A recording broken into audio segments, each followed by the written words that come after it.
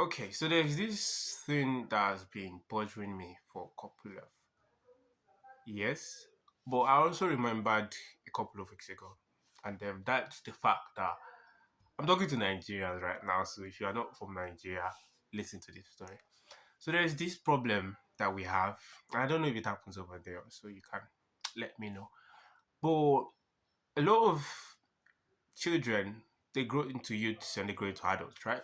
And then there has been this subconscious trend of the adults trying to imbibe what they have grown into the children. And it's beautiful. The history, the love, the life. We should keep it. But there's the problem of in the end, the adults not allow the children to actually be able to like discover themselves and follow their own path. And I'll give you a simple scenario.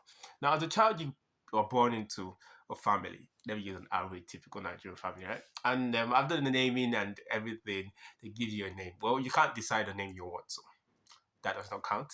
But you move on and it's time to begin preschool, nursery school, whatever we call it back here. And they choose for you. Well, you still know wise enough to decide what school you want to go to. So that still does not count. So from the nursery school, they choose the primary school for you. Same. And at that point, they've gotten so used to being in control of your life, they can't stop.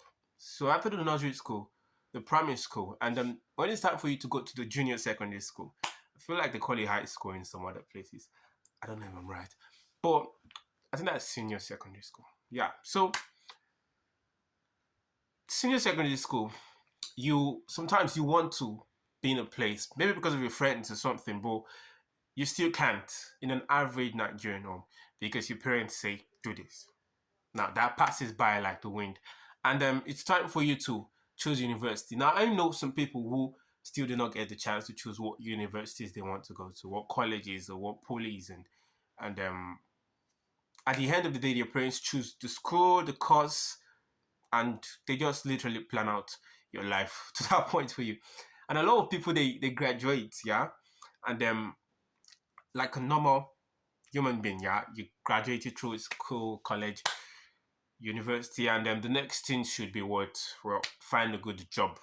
I think that's one of the few things you actually get to be able to do by yourself. But do you?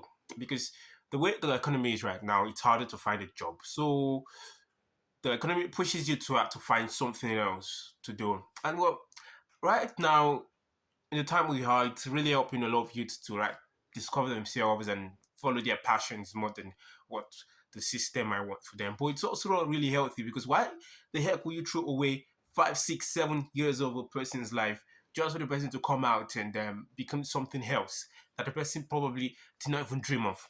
But yeah, let's still put that aside, right? Because we're trying to follow a line. Now, after the journey of the uni and the young man or woman is finding a job. Well, yeah, it does find an average job that really does not pay the bills or pays enough to be able to keep you alive.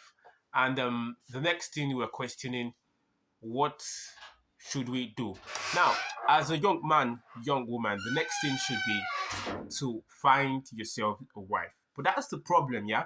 Because an average Nigerian family is not going to allow the child to take his or her time. They're going to be like, it's not time for you to bring a wife home. It's not time for you to give us a husband.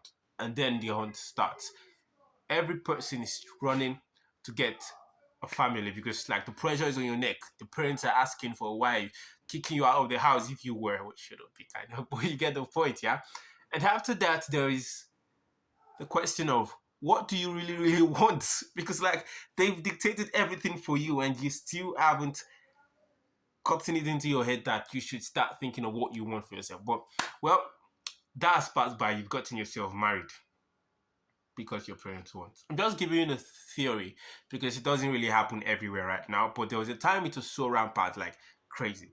And after that, well, if you know Nigerian knows, it really happens in the West though, but it happens in other places most probably. Now, if you understand, this is the very, very crazy point where they start saying the word like, don't you want me to see my grandchild? And don't you want me to see my great grandchild before I die? And I'm like, what in the seven dynasties is this? Leave this kid alone. Leave the kid alone. But no, the child is like, okay, we're giving up friends a child. I'm like, oh, fuck. So yes, we have created a very, very, very long short story of how they push you to have a child. But that's not the craziest part. You've been doing every single thing because the government wants you, the economy wants you, your parents want you to, the society wants you to, and now you have a child.